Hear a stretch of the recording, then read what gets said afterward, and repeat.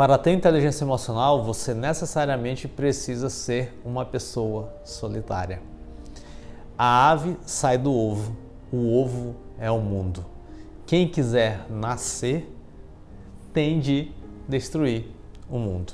Olá, meu nome é Elton Júnior, sou psicólogo e estudante de filosofia e você está no nosso Clube do Livro Dias Melhores. Estamos aprendendo com Demian, esse livro do Hermann Hesse, e nesse vídeo vamos conversar sobre para desenvolver uma inteligência emocional, você precisa ser uma pessoa solitária. No capítulo 5, que é o capítulo que estamos trabalhando aqui neste vídeo, a gente precisa entender o papel do pássaro. Quando você imagina o pássaro, o que vem atrelado ao teu imaginário? Possivelmente você pensa em liberdade, né? Um impulso de transcendência. Eu aqui no consultório, aqui à minha esquerda, tem um janelão. E aqui eu consigo ver uma lagoa, que a gente chama de Lagoa da Jansen, aqui na cidade de São Luís do Maranhão. E mais ao fundo eu consigo ver o mar. E aqui na região nós temos uma ave que é muito característica, chamada guará. E é uma ave que parece com uma garça, mas ela tem as penas, a penugem dela tem uma coloração assim rosa, bem vermelhinha, porque ela se alimenta muito do caranguejo, e no caranguejo tem uma substância e essa substância acaba ali transformando as suas penas e deixando as penas bem vermelhinhas. E mais ou menos ali na Golden Hour, no Sunset, a minha sala aqui é o Point, e o sol se põe e fica de frente para mim, e mais ou menos ali no Sunset, no Golden Hour, a gente consegue observar ali alguns guarás e muitas vezes eles alçam voos, né? E é uma vista assim incrível, né? Eu sou fã desse tipo de imagem, desse tipo de contemplação, e eu sou grato a Deus toda vez que eu consigo perceber e contemplar isso. Então toda vez que a gente pensa no símbolo do pássaro, a gente traz inconscientemente ou conscientemente essa associação com esse impulso para a transcendência, né? Como se o pássaro de verdade ele fosse algo ou alguém, um ente livre. E a luta para sair do ovo reflete o esforço que um pássaro tem em romper, né, com o mundo que o cerca, com o mundo que o protege. E no caso do nosso livro aqui, nós temos essa associação, né, desse mundo conhecido versus o mundo desconhecido, que já comentamos em vídeos anteriores aqui do Clube do Livro. E essa luta para sair do ovo reflete então para Emile Sinclair esse seu esforço para romper com os limites, aqui no caso da sociedade e dessa moralidade tradicional ao qual ele se encontrava ali, principalmente representando a casa dos seus pais, né? No entanto, essa luta é extremamente solitária e carregada de sofrimento. E a gente percebe muito a angústia de Emile Sinclair e a complexidade que é esse processo do autoconhecimento. Então, muito se fala na internet de inteligência emocional. E o que é inteligência emocional num conceito bem resumido? É a capacidade que você tem para lidar com a relação interpessoal, a relação que você tem consigo mesmo, e com as relações interpessoais, a capacidade que você tem de se relacionar com outras pessoas. Para você se relacionar melhor com outras pessoas, você vai ter que se relacionar melhor consigo mesmo. E aqui no capítulo 5 nós temos um passo, é basicamente a metade do livro, e nós temos um momento aqui crucial em que Emile Sinclair ele está lutando para sair desse ovo. Por isso que nós temos essa frase clássica que eu citei aqui no começo, que ele diz, a ave sai do ovo, o ovo é o mundo. Então quem quiser nascer tem que destruir o mundo, ou seja, tem que quebrar essa casca de ovo que protege. E esse processo é dolorido, esse processo de autoconhecimento é uma busca solitária. Então Demian aparece aqui nesse capítulo, e ele continua guiando Sinclair ali quase que de uma forma mística, né? E Sinclair passa a ver nele um modelo de alguém que já superou esse processo que ele deseja almejar. Então muitas vezes no nosso processo de autoconhecimento a gente tenta imitar, a gente tenta mimetizar. Na era dos influenciadores digitais, nós seguimos perfis nas nossas redes sociais de pessoas que têm determinados padrões, determinados estilos de vida que a gente mesmo deseja alcançar. Então essas pessoas muitas vezes se tornam os nossos guias, porque elas já romperam com essa casca de ovo, elas já são aves, pelo menos aparentemente, pelo menos até onde os nossos olhos alcançam, elas já são aves que estão voando livremente, né? Pode ser verdade ou não, mas a gente observa certas pessoas e nós temos essa necessidade, porque ninguém descobriu a roda sozinho, ninguém caminha na vida sozinho, e nós precisamos de modelos, nós precisamos de pessoas maduras que falem as nossas vidas. Então Demian, ele representa esse guia de uma pessoa que passou por esse processo já, e Sinclair olha para Demian e observa nele essa pessoa.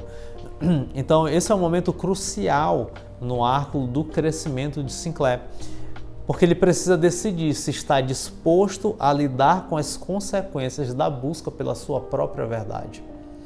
Tornar-se pessoa é um empreendimento.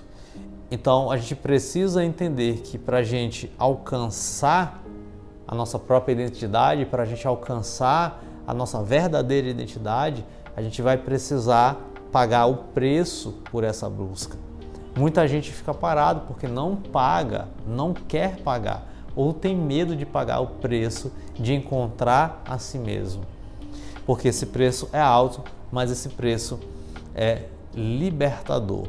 Então, literariamente, o Hermann Hesse, ele constrói aqui pra gente até uma atmosfera quase que religiosa, quase como se o Demian fosse um guru, né? E ele explora esse impulso transcendental como uma nova forma de espiritualidade. E quando a gente fala de algo transcendental, quando a gente fala de espiritualidade, não necessariamente nós estamos falando de uma dimensão religiosa. Nós estamos falando de um mundo ideal, de um mundo de valores que pode guiar uma pessoa, que pode guiar a vida real. Platão falava muito disso, desse mundo das ideias, desse mundo ideal que pode guiar o homem. E que na contemporaneidade, infelizmente, esse mundo ideal ele tem sido cada vez mais enfraquecido e cada vez mais destruído, como anunciou brilhantemente o filósofo existencialista pessimista chamado Nietzsche, quando ele nomeia ali o niilismo e ele anuncia que Deus está morto. Então Deus, para o niilismo de Nietzsche, não é o Deus cristão como muita gente imagina, mas é esse mundo transcendental, esse mundo dos valores, daquilo que é certo, daquilo que é errado, daquilo que são ideais sólidos que podem guiar uma vida humana. O Nietzsche está dizendo, este negócio aqui, ele não existe mais. Não é o Deus cristão que está morto, percebe? Mas esse mundo transcendental. Então, o Hermann Hesse, aqui no capítulo 5 do nosso livro de Demian, ele anuncia isso, ele explora essa dimensão transcendental e a importância dessa dimensão transcendental nesse nosso processo de autoconhecimento, né? Onde esse conflito interno, né, e essa autoexploração são inevitáveis. Eu não sei se você já passou por alguma fase na tua vida que você teve uma crise interna muito grande e percebeu que não dava mais para fugir dessa crise interna e percebeu que essa autoexploração de fato era inevitável. Eu já passei por isso algumas vezes na minha vida e com certeza passarei por mais períodos desses em que é inevitável fugir, não tem para onde fugir. Vai para o celular, se enche de ocupação, mas de fato aquela angústia, de fato aquele conflito interno pulsando dentro do teu peito, isso daí você não consegue fugir de jeito nenhum. Por mais que você durma, por mais que você tome vários remédios, por mais que você se encha de atividades, por mais que você se encha de distrações, esse conflito interno e essa autoexploração de verdade são inevitáveis. Então, a luta de Sinclair para sair desse ovo representa os seus próprios limites internos e os seus limites sociais, até então ali apresentados naquela dinâmica de vida que ele estava vivendo, né? Ali no mundo conhecido, principalmente na casa do seu pai. Depois ele se afasta, vai estudar em outro lugar, ele tenta ali fazer um movimento ali com alguns amigos, né? Tenta encontrar muita distração, mas ele percebe que realmente esse ovo representa esses limites internos, esses limites sociais que ele estava tentando ali de algum modo romper, né, ou abraçar de maneira conscientemente. Então, o simbolismo do pássaro, sinalizando essa luta pela liberdade individual, é muito importante para entendermos esse contexto de amadurecimento de Emile Sinclair. Há uns mais ou menos uns 6 meses atrás, lembrei disso agora, há mais ou menos uns, acho que menos de 6 meses, eu estava em casa, eu e minha esposa, eu e Camila, e de repente a gente passa o dia trabalhando e quando chega em casa, geralmente à noite, ali 7, 8, 9 horas da noite, a gente chega em casa e aí um belo dia a gente percebeu que tinha um ninho de pássaro sendo feito ali na nossa garagem. Então, rapaz, a gente saiu, não tinha esse ninho aqui, agora tem um ninho. E a gente percebeu ali, então foi dormir e tal. No outro dia eu acordei. Geralmente eu acordo antes de Camila, acordei e aí fui abrir a porta ali da garagem. E aí, quando eu me espanto, tinha uma rolinha chocando os ovos, né? Ela chocou ali, né? Colocou os ovos e estava chocando ali no processo. E a gente, a rolinha colocou ali os ovos e tal, daqui a pouco vai nascer o passarinho e tudo mais. A gente ficou meio que naquela expectativa, né? Mas por alguma razão, não sei, acho que não foi fertilizado os ovos e acabou que nunca mais a rolinha apareceu para chocar os ovos. A gente ficava se perguntando, rapaz, já tem uns 2 dias que eu não vejo a rolinha aqui. Tem uns 3 dias, vamos ver aqui. A gente esperou ali uns 3, 4 dias, a rolinha não apareceu mais. Aí eu fui lá, mexi nos ovinhos e falei, ela percebeu que não tinha vida aqui e ela foi embora, continuou a vida. Aí eu peguei o ninho, né, com os 2 ovinhos ali, joguei no lixo e beleza, bola para frente. Mas a gente ficou ali na expectativa, né, de ver ali o passarinho nascendo, rompendo essa casca, né, do ovo para poder ele chegar à vida e daqui a pouquinho ele conseguir voar. Então esse rompimento da casca do ovo é muito importante para a gente compreender que de fato, para a gente atingir a liberdade, a gente vai precisar romper esse mundo que muitas vezes é conhecido, esse mundo que é entregue a nós e muitas vezes a gente não pensa muito sobre ele, a gente só acata e vai tornando isso verdade. Mas muitas vezes a gente precisa pagar o preço de romper essa casca de ovo. Só que romper, né, essa casca de ovo vai te trazer uma percepção mesmo de solidão. Aqui no capítulo 5 e já no 4 a gente via alguns ensaios disso. Emile Sinclair, ele se sente cada vez mais isolado. Porém, a gente percebe uma determinação de Emile Sinclair para encontrar o seu próprio caminho. Então é muito importante você perceber, né, que para você encontrar o seu próprio caminho, sim, você vai se sentir solitário. Muitas vezes você se sentirá solitário. Porque o caminho da autodescoberta e o caminho da identidade é um caminho de solidão. Ninguém pode fazer esse caminho por você. Ninguém pode trilhar esse processo por você, a não ser você mesmo. Então pare de culpar outros, pare de responsabilizar outros por um processo que somente você pode fazer. Muitas vezes é um caminho desafiador, sem dúvida nenhuma, mas é um processo em que a recompensa é a maior das recompensas, que é você descobrir quem você é. Então, Sinclair, ele estava ali, determinado a encontrar o seu próprio caminho. Então, essa luta, diante desse processo de autoconhecimento, sem dúvida nenhuma pode ser um caminho muito solitário. Você pode imitar alguém, você pode receber conselhos de outras pessoas, mas no fundo, a condição do ser humano é uma condição individual, é uma condição de solidão, porque só você sabe, só você experimenta aquilo que só você experimenta. Você pode ir até um consultório de um psicólogo, como é aqui.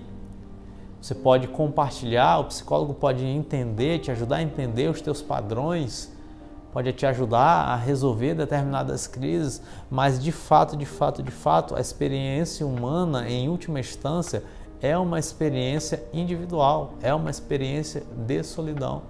Então, se você deseja alcançar a tão famigerada inteligência emocional, então você de fato vai ter que passar por um processo de solidão. Você vai ter que passar por um processo que é solitário. Então, crescer, querendo ou não, é assumir o risco de romper com aquilo que nos conforta.